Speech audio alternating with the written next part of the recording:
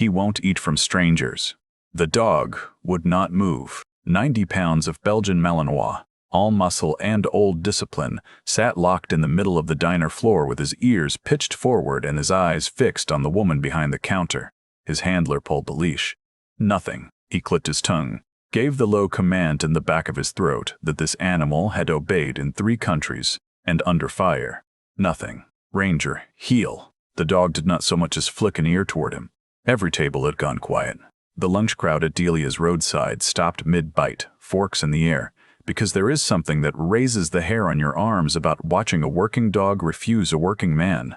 The handler, broad through the shoulders, close-cropped, a navy duffel still slung across his back, stood up slowly from the booth. He was not a man used to being disobeyed. "I'm sorry," he said to the room, and his ears had gone red. He doesn't do this. Ever. And then the waitress came around the counter with a plate of plain scrambled eggs that nobody had ordered. And she crouched down about 6 feet from the animal, and she didn't reach for him, and she didn't baby talk at him the way strangers do. She just set the plate on the floor and said one short word, quiet, almost swallowed, in a language that wasn't English. The dog's whole body changed. He crossed the floor. He pressed his broad skull hard against her shoulder and stayed there, trembling, and a sound came out of him that was not a bark and not a growl, but something closer to a man weeping. The handler went absolutely still. The blood drained out of his face until his lips looked gray, because he had heard that word before, not from her, from someone else, a very long way from here, in a place he did not talk about. And he was staring at her now the way you stare at a ghost that has just poured your coffee. But that was not the thing that undid him. The thing that undid him was that the waitress was crying without seeming to know it. And she wasn't looking at the dog anymore. She was looking at the empty seat in the booth, the one with the untouched water and the mug no one had drunk from. And she said, so quietly only he caught it, "You still set a place for him." And Petty Officer Cole Barrett thought, "I never told her. Nobody told her. How could she possibly know what that chair is for?" Before we begin, wherever you're watching from tonight, a quiet kitchen, a long drive, a room where sleep won't come, take a second and tell me in the comments where you are. And if you believe the quietest people are often the ones carrying the heaviest things, the ones who never once ask to be seen, do me the honor of subscribing. This channel is built for them. Now let's go back to the start, because nothing here is what it looks like.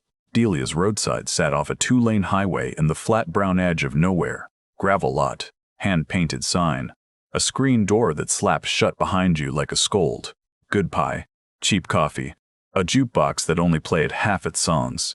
The woman who closed it most nights was named Clare. That was the name on the apron, at least. Clare. She was somewhere in her 40s, though you'd have struggled to pin it down. She kept her hair pulled back and her sleeves long, even in July. She moved through the diner the way water moves through a stream bed it is known for years. No wasted motion, no noise. She knew every regular's order before they slid into the seat. She topped off the salt shakers before they ran dry.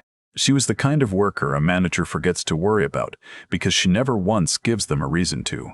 At 4 o'clock, she tied on her apron. At 5, she wiped a counter that was already clean. At 6, she served an old couple their usual decaf 1 peach 2 forks, and she laughed at the old man's joke that she'd heard 100 times, and she meant it, because something in her had learned the hard way not to waste the small warm things. She kept peppermints in her apron pocket. She kept a folded index card in her wallet with somebody's cornbread recipe on it, in handwriting that was not her own. She always sat with her back to the wall. She always clocked the exits. If you'd asked her why, she'd have tilted her head like she didn't understand the question.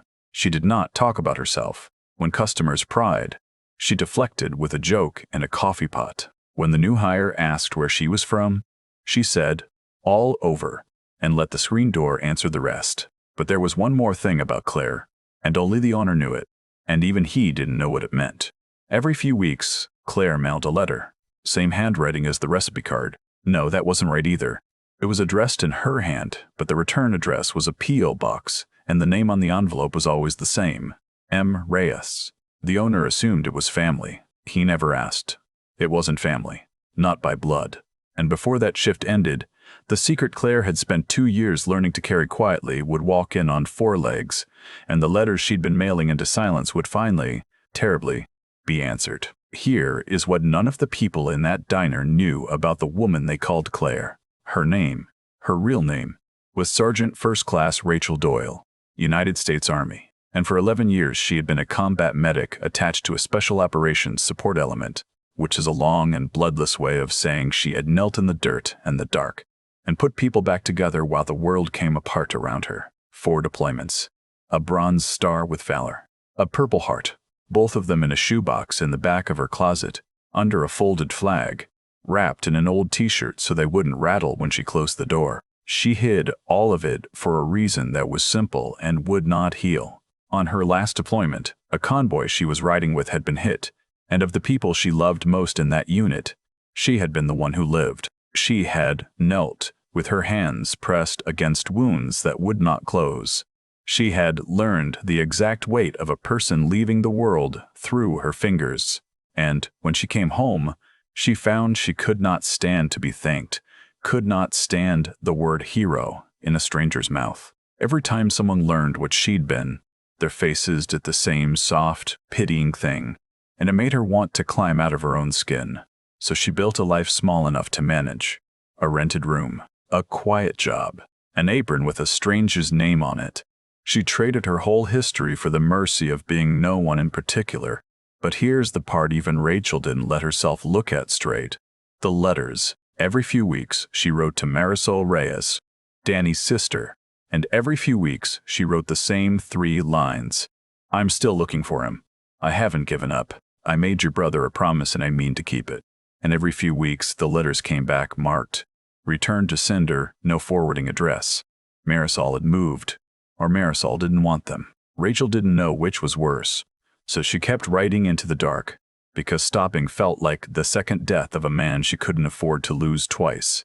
Most days, no one asked. Most days, the past stayed in its shoebox.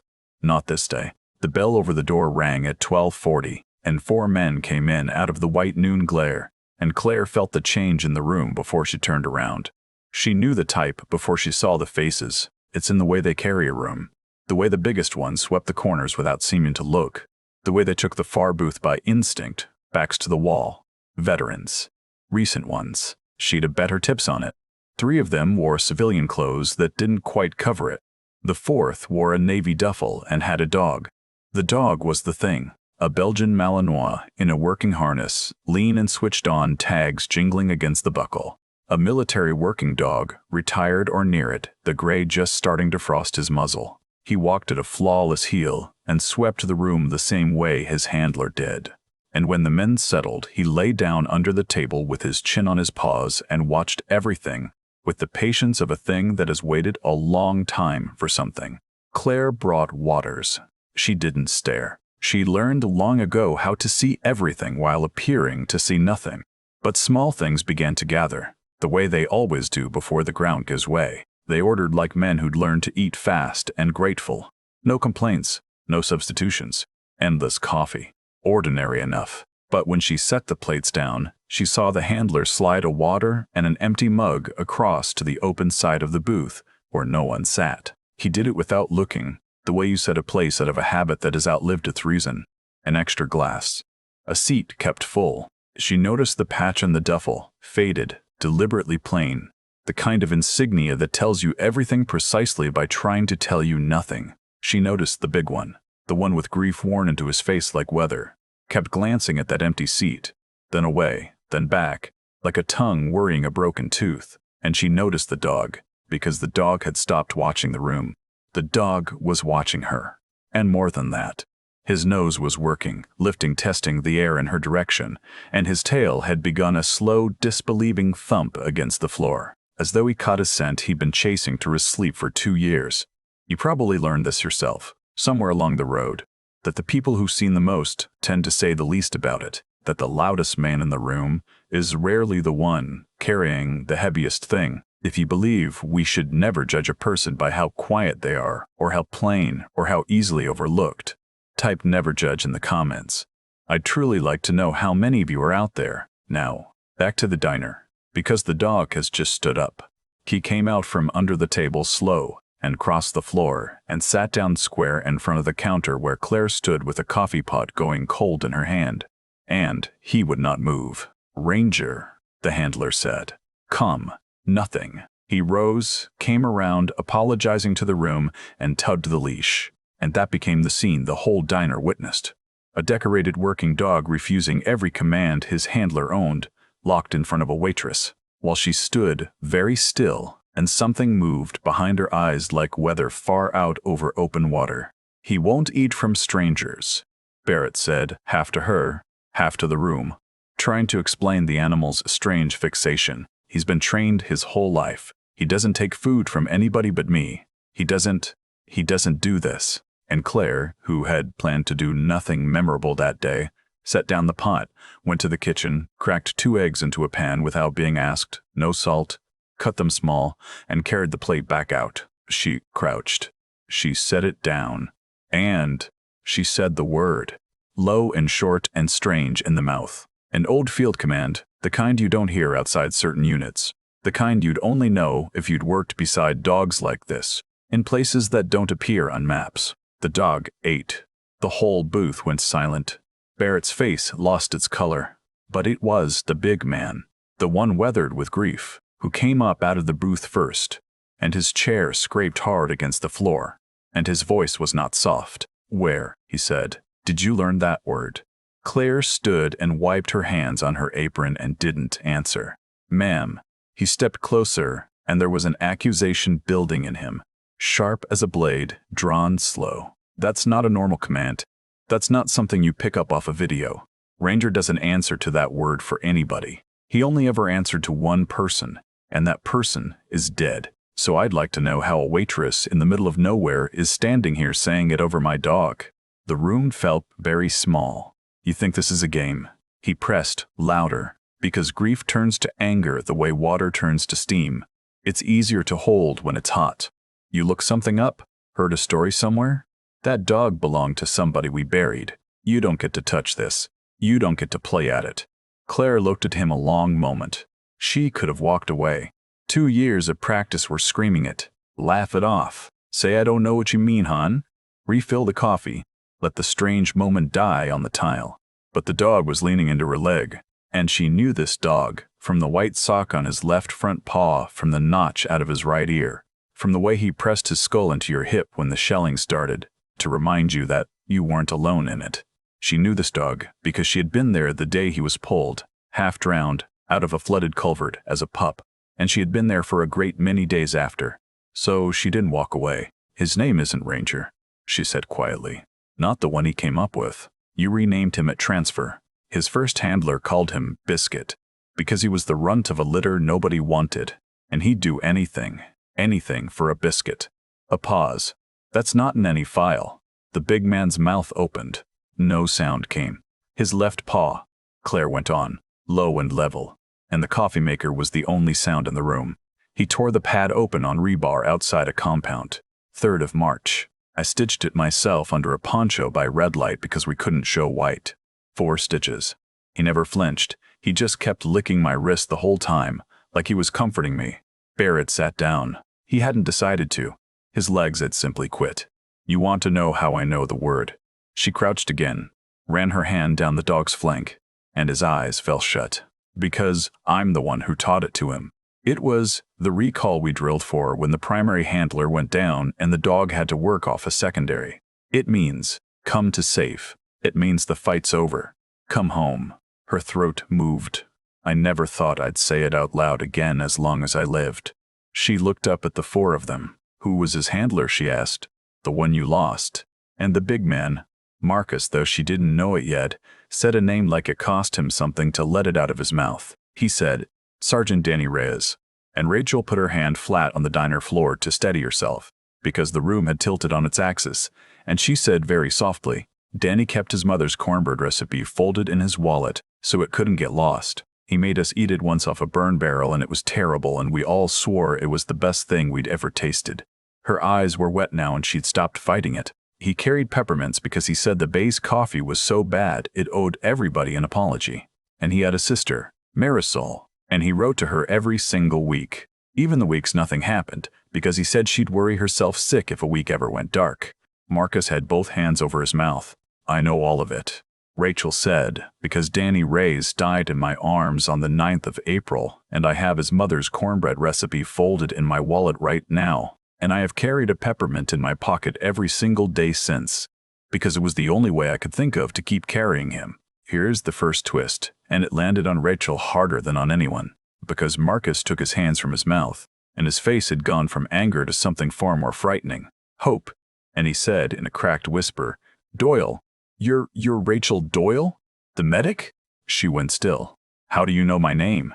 And Marcus reached into the inner pocket of his jacket, and his hand was shaking, and he pulled out a bundle of envelopes held together with a rubber band, soft-edged and travel-worn, and Rachel's own handwriting was on every one of them, and every one was stamped return to sender. Marisol's my wife, he said. Danny's sister. We got married 8 months after we moved. New house, new town. And these kept coming to the old address and getting bounced back, and finally the post office just gave us the whole stack. Rachel, she's read every one of these 100 times. She has never once known who was writing them. There's no return name, just a P.O. box. His voice broke clean in half. She's been trying to find you for 2 years. The medic who was with Danny at the end. The last person who she needed to know if he said anything.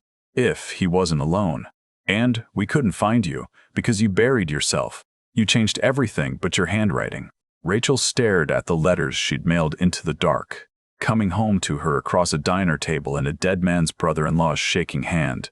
He wasn't alone, she whispered. Tell her he wasn't alone.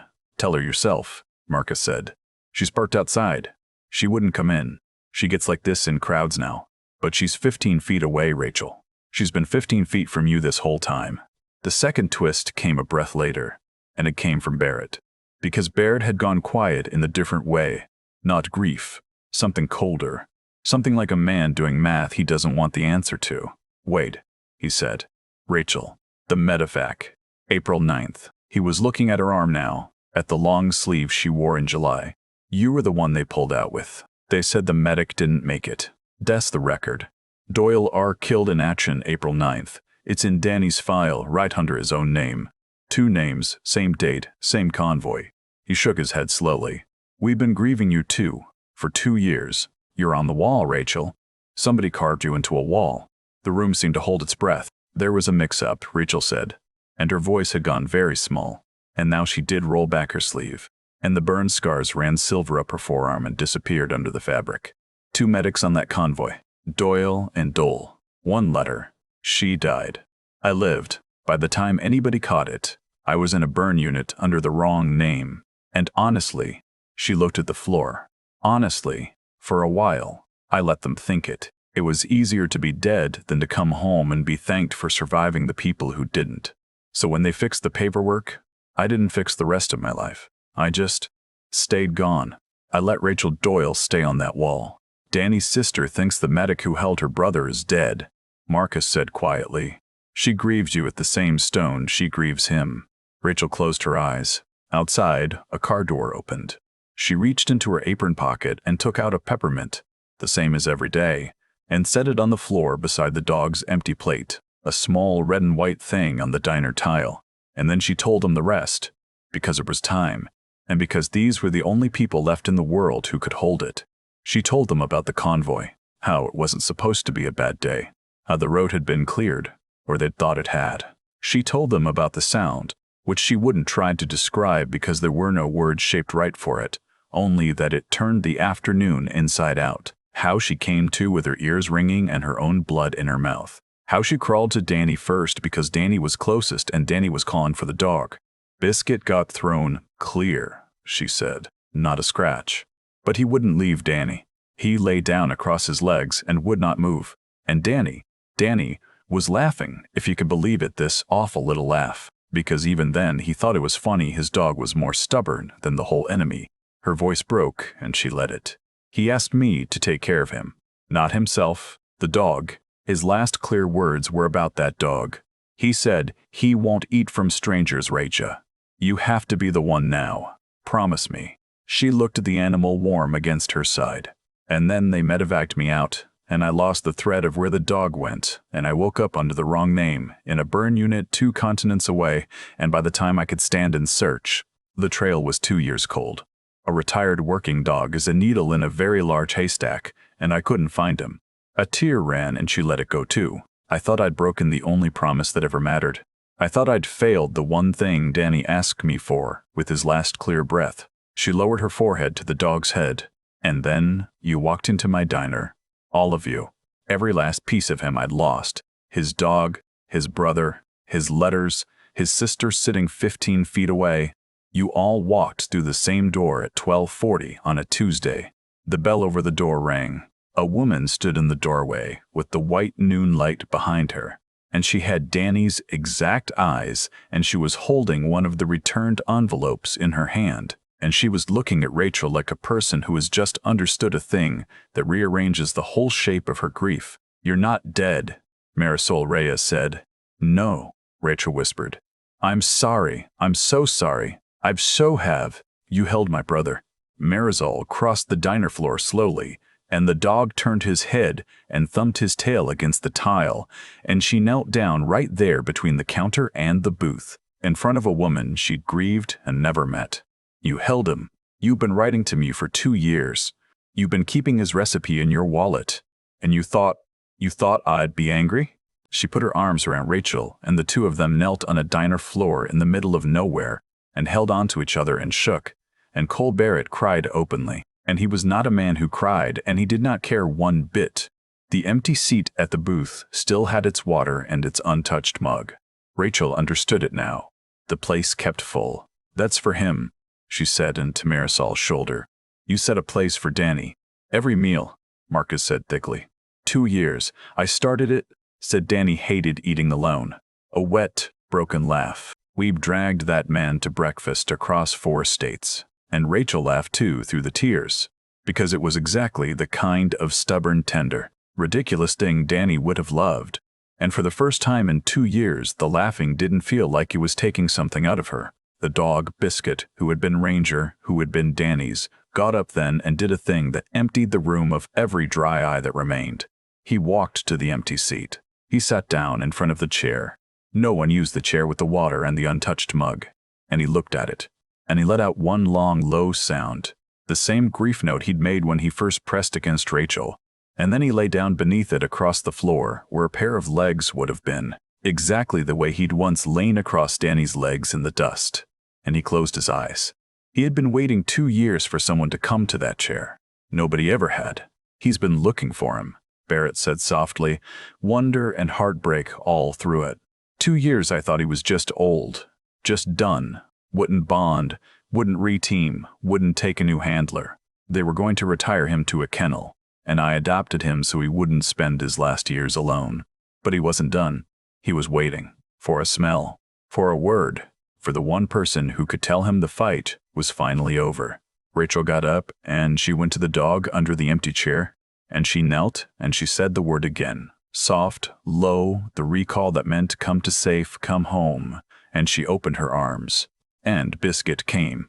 She untied her apron then, and set it on the counter. Claire's apron. Claire's name.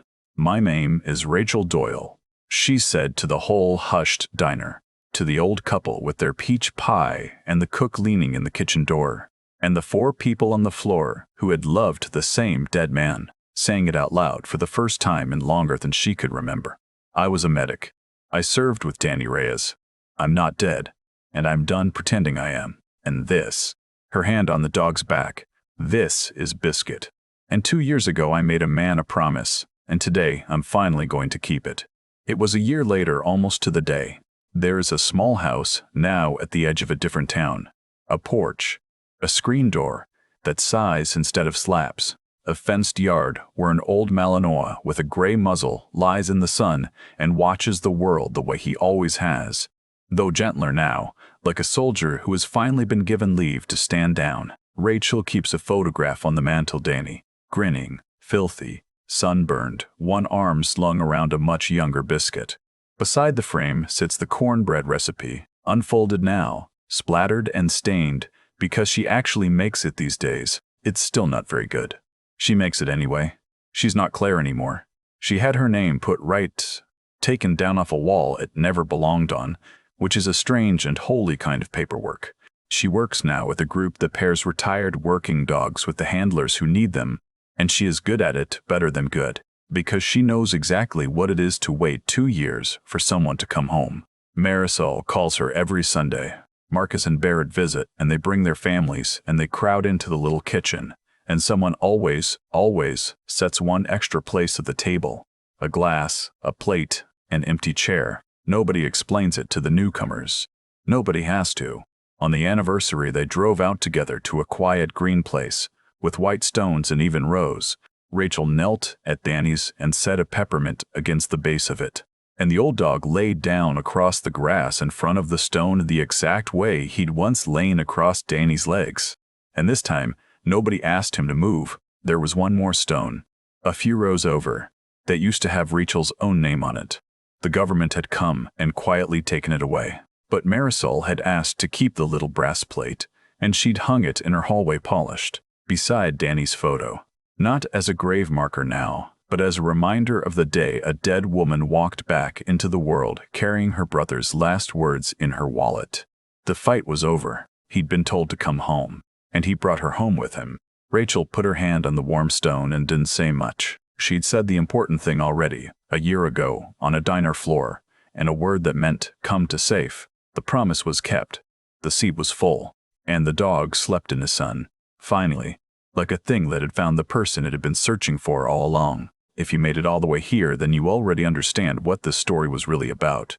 That some promises outlive the people who ask for them. That loyalty doesn't forget a face just because the world moved on, and that sometimes the ones we grieve are closer than we ever dared hope. If you believe the ones who quietly carry their dead deserve to be carried too, once in a while, subscribe and stay a while. There's always a seat at this table for you.